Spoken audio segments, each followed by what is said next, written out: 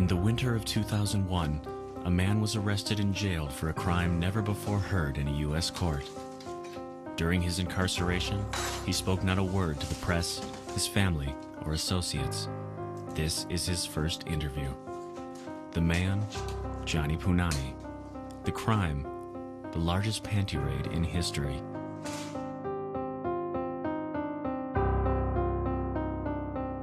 But what drove Johnny to commit such a crime? And what is a panty raid? Historian Chase Leroy believes that panty raids date all the way back to Genesis. The reason why they were kicked out of the garden actually had very little to do with the apple. There was no apple. He had stolen the leaf from her. But there is dissension in the ranks. It really didn't happen until 1949 with Jack Punani Sr. The myths surrounding Johnny's grandfather, Jack Punani, are as varied as the kinds of panties he stole. On February 25th, 1949, as the students of Augustana University slept soundly, Punani orchestrated a panty raid on a scale unprecedented in American, or indeed world, history. They organized themselves in such a way from their previous military training to go in and effectively search and destroy, looking for panties. They cut the lights, they cut the phones, they had no way of calling out for help. And then they snuck in through the air ducts. They went in and they took the house mother and they locked her up. It was very, very violent. The boys rushed up the stairs into the rooms, grabbing underwear here and there, and damn it, they took my $5 girdle. They just went from room to room, terrorizing each one of these students and stealing their underwear. There have been some writings that have come out recently. They seem to point fingers to Jack Punani as being the ringleader of that raid. These women who have made it through these incredulous crimes, they're survivors, not victims. That event spawned this whole fad across the United States. I mean, everybody was pulling panty raids. But the times, they were a-changin'. Girls at the time, they didn't care. They wanted you to take their panties. What fun is it raiding something if someone's just gonna hand it to you? In spite of a generation's indifference, Jack Punani Jr., a veteran of the Vietnam War, attempted to carry on the family tradition. With a mind hazed by marijuana cigarettes and a body ravaged by free love, Jack Punani Jr. went over the edge. After Jack Jr.'s untimely suicide in '77, most people considered, official panty raiding to be dead. But was it? Jonathan Fitzgibbons Punani was born into a family that believed panty raiding was a thing of the past. They were stories to entertain the children during holiday meals and were relinquished to scrapbooks, diaries, and fireside chats. Even though we didn't have the military training, certain things we were able to pull things off with military-like precision. Jack Jr. and his friends, they weren't there. they weren't all there. So Would you like to talk about his suicide? I don't. That's not something that I want to talk about. When you rang me, you said that we were going to talk about other things, but everything that we're talking about right now is panties. Panties. Punani. Jack Jr.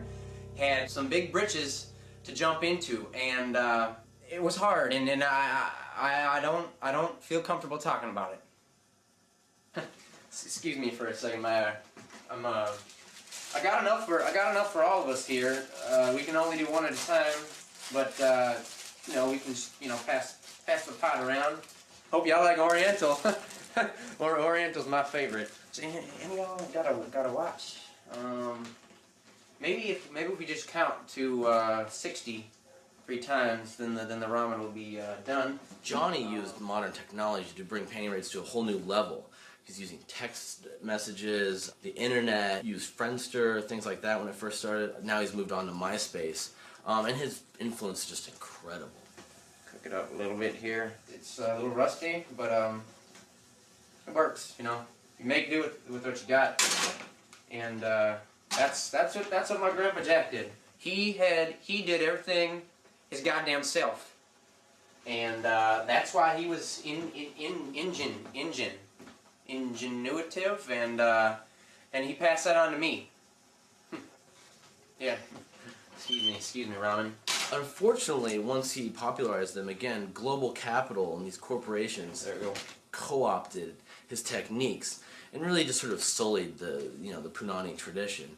And now it's sponsored by like these undergarment companies. But Johnny Punani really was, outside of his grandfather, the second most important figure in panty raid history. Some people say Adam and Eve they was panty raiding, but really my granddaddy told me what made him different was the fact that it wasn't about making love or making babies, which is what happened in the past.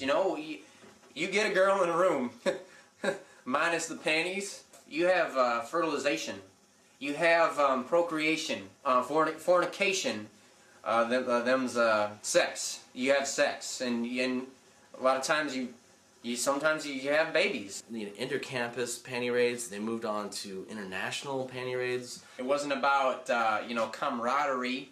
It wasn't really. Ah, shit! I wasn't counting to 60. Usually I'm alone and I can just sit in the corner and count. I think it's about done. On February 25th, 2002, Johnny Punani pulled off what was to be one of the biggest raids in history. Did you hear what I just heard?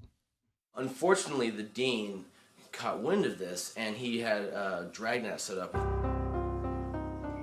We can split this if you want. We can put half in here, and I'll eat from the pot. That's what I normally do.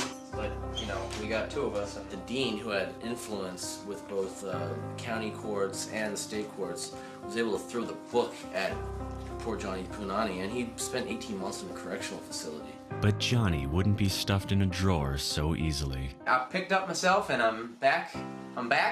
Johnny Punani's back, and he's eating well and he's eating regular, and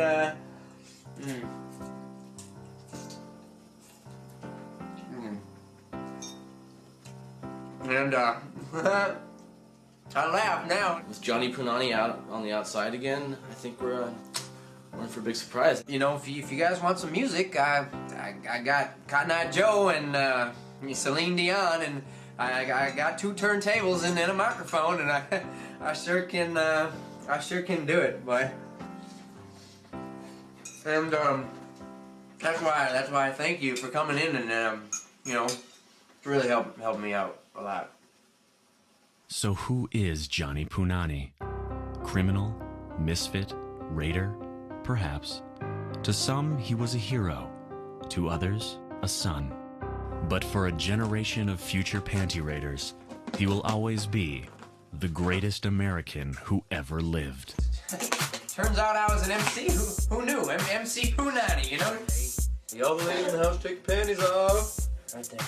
Oh, yeah. Notorious B.I.G. and Pac and all the great rappers. They grew up on the streets, dealing crack and cocaine and killing people. And I stole panties, and we're one and the same.